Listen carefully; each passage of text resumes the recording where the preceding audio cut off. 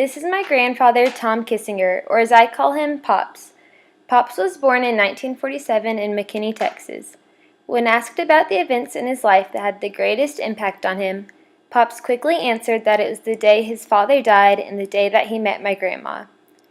When my grandpa was only 5 years old, his father, Woodrow Kissinger, was killed by a drunk driver. This sudden death sent Pops and his mother and siblings into very difficult times.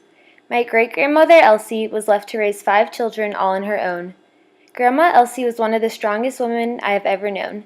She is the image of grit, perseverance, integrity, and faithfulness.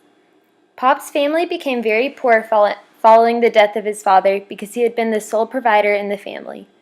Grandma Elsie began to look for work so she could provide for her 5 children, but because society was so male-dominated during this time, no one would hire her, and she eventually had to get a job working at the sweatshop in town. This was very difficult for the family, but Grandma Elsie continued to work hard to play the role of mother and father for her children.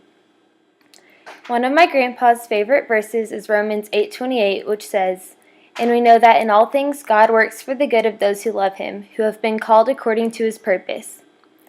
Because of the grief and sorrow that his family endured, coupled with living in poverty, Pop said that growing up he always struggled to believe in this, and he wondered how any of these hardships could possibly be for his good.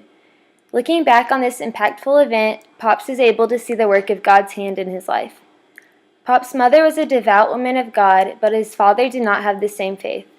Every Sunday while his mother would go to church, his father would spend time hunting or fishing.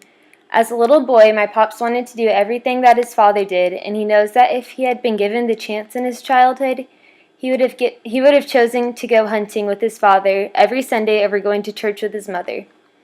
While the loss of his father is tragic, he knows that if his mother had not raised him alone, he would not have had the same faith that he has today. His mother raised him to be a man of God and showed him that trials can be overcome through faith in the Lord.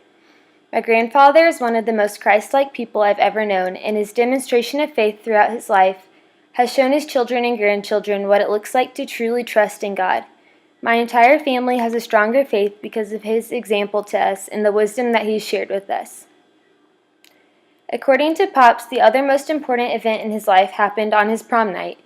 On this night, when he went to pick up his date, he met his date's best friend, who happened to be my grandma. Before meeting my grandma, Pops was in a very dark place. It was a dark time for society in general, with the Vietnam War going on and the Cuban Missile Crisis. Pops remembers regularly practicing bomb drills at school.